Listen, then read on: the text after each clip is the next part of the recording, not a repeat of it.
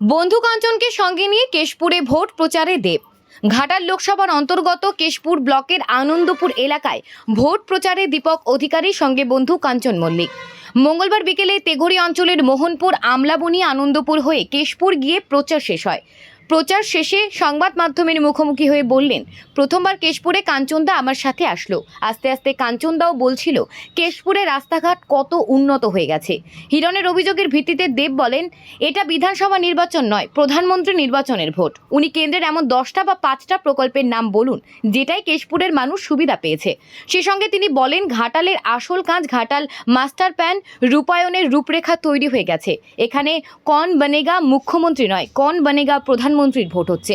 তবে আগামী লোকসভার থেকে কেশপুরে ভোট মার্জিন বাড়বে কিনা সে বিষয়ে প্রশ্ন করতে তিনি বলেন, মার্জিনের নেশা আমার নেই, একটা ভোটে জিতলেও সেটা জয় আমি মনে করি।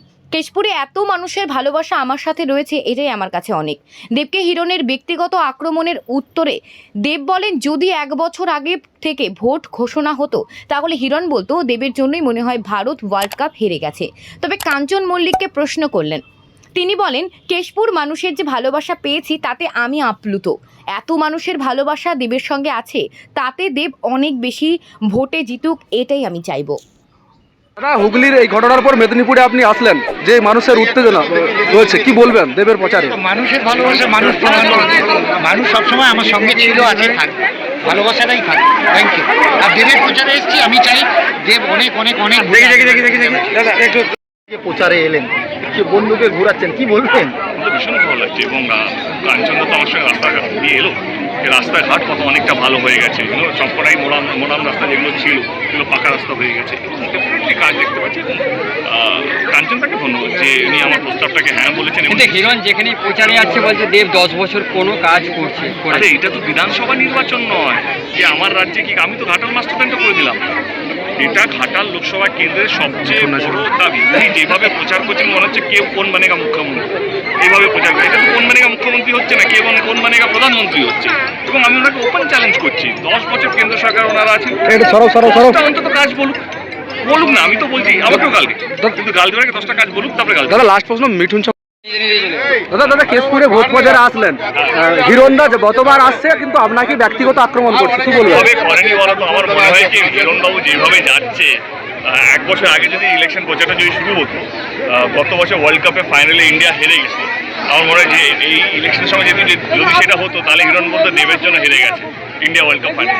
রাশিয়া ইউক্রেন যে যুদ্ধটা হচ্ছে সেটা বলে দেবের জন্যই হচ্ছে। এই যে আজকে তাপমানটা যে গরম হয়ে গেছে, 44 ডিগ্রি যে টেম্পারেচারটা হয়েছে, সেটাও এখন জিজ্ঞেস করলে বলতে দেবের জন্য এত গরম হয়ে যাচ্ছে টেম্পারেচার। ও উঠতে বসতে খেতে শুতে শুধু দেব ছাড়া কিছু দেখতে পাচ্ছে না। আমার মনে হয় গত 10 বছর ধরে বাংলার মানুষ, শুধু ঘাটাল লোকসভা কেন্দ্রে বলবো না, বাংলার মানুষ দেখেছে দেব কিভাবে রাজনীতি করেছে, কিভাবে রাজনীতির মাধ্যমে মানুষকে ভালো রাখার বার্তা দিয়েছে, কিভাবে শান্তির বার্তা দিতে পেরেছে দেব। এবং কেশপুরের ইতিহাস আমরা সবাই জানি, কেশপুরে কিভাবে রাজনীতি হয়। গত 10 বছর ধরে কেশপুরকে আমরা আগলে রেখেছি এবং শান্তিতে রেখেছি, এবং এমন কিছু করিনি, এমন কিছু বলিনি যাতে কেশপুরের শান্তিটা যেন ভঙ্গ হয়। তো আমার মনে হয় কি বিজেপি দলে যিনি প্রার্থী আছেন তাকেও শুভেচ্ছা। গরম বেড়েছে, গরমের টেম্পারেচার কোথাও যেন ওরা মাথাকে হিট করছে এবং উনি দেব ছাড়া কিছু দেখতে পাচ্ছেন না। আমার মনে হয় সেটা বাদ দিন। আপনাদের সরকার গত 10 বছর ধরে কেন্দ্র সরকারে ছিল, আপনাকে বেশি কিছু বলতে হবে না। আপনি যে আমাকে গাল দিতে, যেটা আমি আটকাচ্ছেন আপনি করতেই পারেন, কিন্তু অন্তত গত 10 বছরে কেন্দ্র সরকার যে ছিল তার 10টা কাজ এসে মানুষকে বলুন, যেটা অন্য কোনো সরকার আগে করেনি। এই 10টা, আচ্ছা 10টা না 5টা এসে বলুন কেন্দ্র সরকার কি 5টা কাজ করেছে।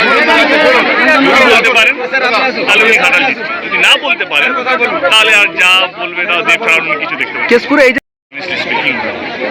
মার্জিনের নেশাটা আমার নেই, বেশি মার্জিন চাই বা মানুষ যেন ভালো থাকে, মানুষ যেন শান্তিতে। এই মার্জিনের নেশার জন্যই সব মারপিটগুলো হয়, অশান্তিগুলো হয়। কেন এইটা কোনো শেষ নেই। কেউ 4 লাখে জিততে চায়, কেউ 5 লাখে জিততে চায়, কেউ 1 লাখে জিততে চায়। আমি একটা ভোট নিয়ে জিতলেও আমার কাছে আমি শান্তিতে থাকবো, কারণ আমি চাই না যে এই জেতাজেতি রেসের মধ্যে, কথা কাটাকাটি রেসের মধ্যে, কর্মীদের মধ্যে লড়াই করে নিজের ভোট বাক্সটা বা অন্য ভোট বাক্সটা পায়। আমি চাই আমার রাজ্যে, আমার অন্তত লোকসভা কেন্দ্রে শান্তিপূর্ণভাবে ভোটটা হোক এবং মানুষ যেন মানুষ যেন ভালো থাকে। না এই নির্বাচনটা কে মানুষকে ভালো রাখবে, নিজের এলাকায় নিজের কেমন আছে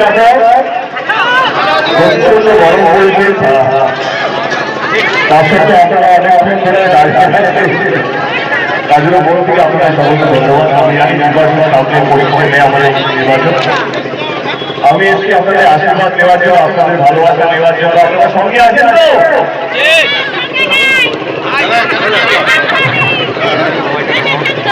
ভালো থাকবেন, আবার দেখা হবে। ধন্যবাদ, আপনাদের ধন্যবাদ।